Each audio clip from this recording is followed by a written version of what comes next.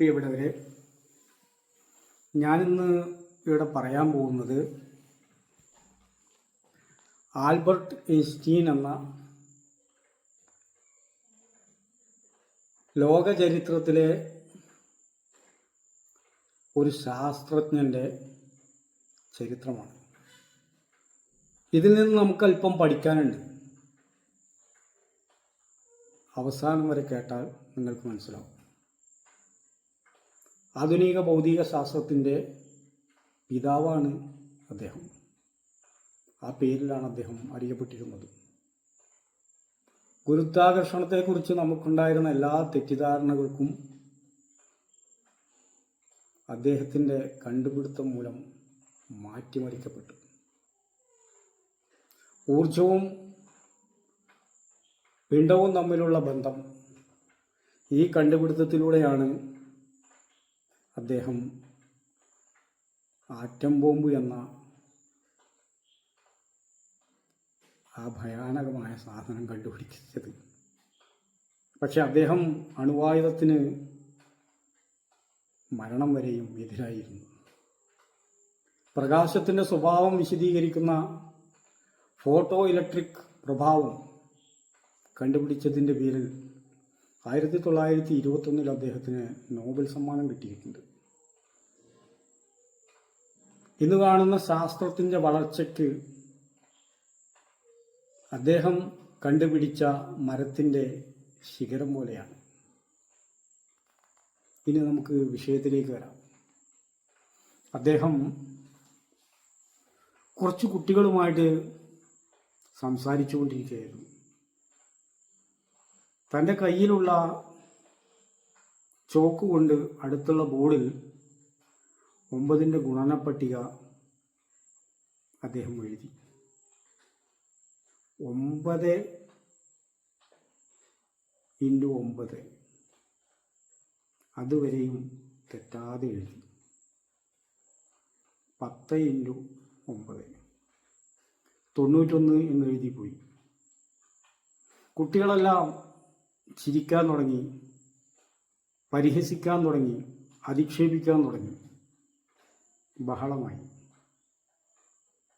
അദ്ദേഹം ക്ഷമയോടെ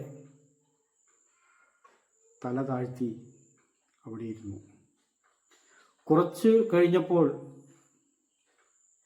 രംഗമൊക്കെ ഒന്ന് ശാന്തമായപ്പോൾ അദ്ദേഹം കുട്ടികളോട് ചോദിച്ചു, ഞാൻ 10 വാക്യങ്ങളാണ് അവിടെ എഴുതിയത്. അതിൽ 9 ശരിയായിരുന്നു. എന്നെ നിങ്ങൾ അഭിനന്ദിച്ചില്ല, എനിക്ക് നിങ്ങൾ പ്രോത്സാഹനം തന്നില്ല.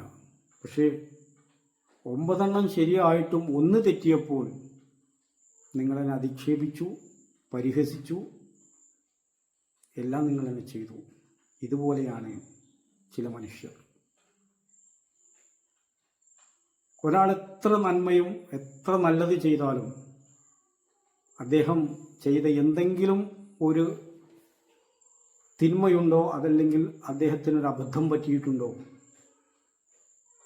അത് ജീവിതകാലം മുഴുക്കെ ഓർത്തു വെക്കാനും അത് വെച്ച് അദ്ദേഹത്തെ പരിഹസിക്കാനും അദ്ദേഹത്തെ വേട്ടയാടാനും ചില മനുഷ്യന്മാർ ശ്രമിക്കാറുണ്ട്.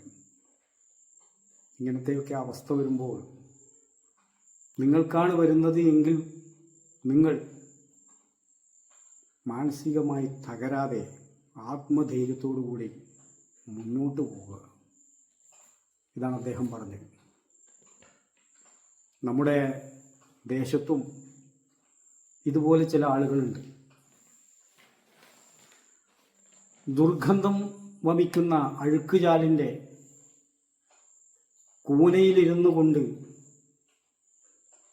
അവരെ മനസ്സിലെ ദുർഗന്ധം അവരുടെ നാക്കിൻ തുമ്പിലൂടെ പുറത്തു വരാറുണ്ട്. അത് ചില സംഘമായിട്ടായിരിക്കും ചിലപ്പോൾ ഇരിക്കുക. എന്തിനേറെ പറയുന്നു, ആ ദേശത്തെ ആരെയൊക്കെ തൂക്കിക്കൊല്ലണമെന്ന് പോലും വിധിക്കാൻ കഴിവുള്ള ന്യായാധിപന്മാരാണ് എന്ന് പോലും നമുക്ക് തോന്നിപ്പോകും. സമൂഹത്തിൽ അധികം കറ പുരളാതെ മാന്യമായി ജീവിക്കുന്ന വ്യക്തികളെ തെരഞ്ഞുപിടിച്ച് അവരുടെ പേരിൽ പലതും പറയാനും അധിക്ഷേപിക്കാനും വേട്ടയാടാനുമാണ് ഈ വിഭാഗം ശ്രമിച്ചുകൊണ്ടിരിക്കുക. എന്തിന്? അവരുടെയൊക്കെ പിന്നാമ്പുറം നമ്മളൊന്ന് പരിശോധിച്ച് നോക്കിയാൽ അവരുടെ ഫൗണ്ടേഷനും മേൽക്കൂരയും അടക്കം ദുർഗന്ധം വമിക്കുന്ന വ്യക്തിത്വത്തിൻ്റെ പ്രഭാവമുള്ള ആളുകളായിരിക്കും അവർ. എന്തോ ആയിക്കോട്ടെ, പക്ഷേ നാം ചെയ്യേണ്ടത് ഒരു നന്മ അതല്ലെങ്കിൽ 10 നന്മ ഒരാൾ ചെയ്യുകയാണെങ്കിൽ അദ്ദേഹത്തെ പ്രോത്സാഹിപ്പിക്കണം. അദ്ദേഹത്തിന് വീണ്ടും വീണ്ടും നന്മ ചെയ്യാനുള്ള, വീണ്ടും വീണ്ടും നല്ലത് ചെയ്യാൻ അദ്ദേഹത്തിന് ആവേശം കൊടുക്കണം. അദ്ദേഹത്തെ നമ്മൾ തകർക്കരുത്, തളർത്തരുത്. അത് കണ്ടുകൊണ്ട് മറ്റുള്ളവരും നന്മയുടെ പാതയിലേക്ക് കടന്നു വരണം. ഇതാണ് ആൽബർട്ട് ഐൻസ്റ്റീൻ എന്ന ശാസ്ത്രജ്ഞൻ ആ കുട്ടികളോട് പറഞ്ഞു കൊടുത്തതും നമ്മെ പഠിപ്പിച്ചതും. ജയ് ഹിന്ദ്.